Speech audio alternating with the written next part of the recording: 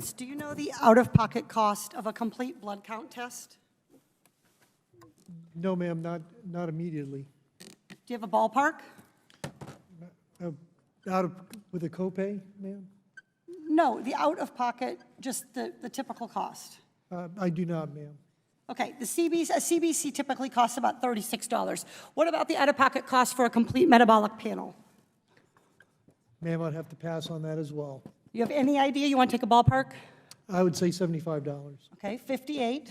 Getting closer. How about flu A? The flu A test? Ma'am, again, I would take a guess at about maybe 50. 43. This is like the Price is Right. Flu B? Too high again. I would probably say 44.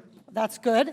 How about the cost of an ER visit for someone identified as high severity and threat? I'm sorry, ma'am, what was the question again? How about the cost of an ER visit for somebody identified as having high severity or high threat? High severity, but ma'am, that's probably about $3,000 to $5,000. Okay. That is $1,151. This all totals up to $1,331. That's assuming they aren't kept in isolation. Isolation can add up for one family already, $4,000. And fear of these costs are going to keep people from being tested, from getting the care they need, and from keeping their communities safe. We live in a world where 40% of Americans cannot even afford a $400 unexpected expense. We live in a world where 33% of Americans put off medical treatment last year. And we have a $1,331 expense, conservatively, just for testing for the coronavirus. Dr. Redfield, do you want to know who has the coronavirus and who doesn't? Yes.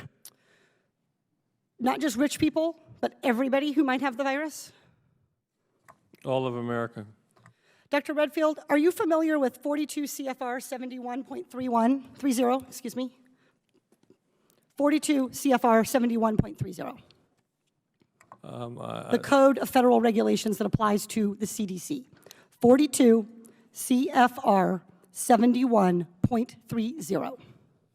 I think if you could frame what it talks about, that would help me. I Okay. don't relate. Dr. Redfield, I'm pretty well known as a questioner on the Hill for not tipping my hand. I literally communicated to your office last night and received confirmation that I was going to be asking you about 42 CFR 71.30.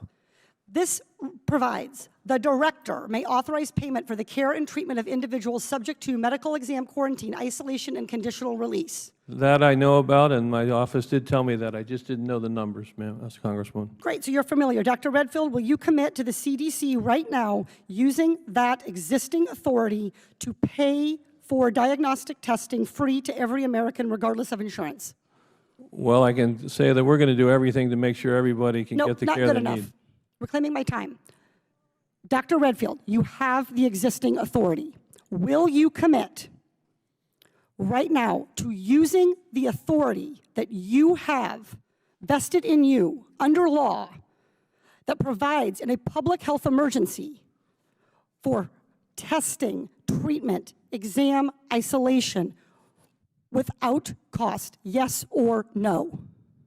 What I'm going to say is I'm going to review it in detail with No, CDC I'm and the department. reclaiming my time. Dr. Redfield, respectfully, I wrote you this letter along with my colleagues, Rosa DeLaura and Lauren Underwood, Congresswoman Underwood and Congressman DeLaura. We wrote you this letter 1 week ago. We quoted that existing authority to you, and we laid out this problem.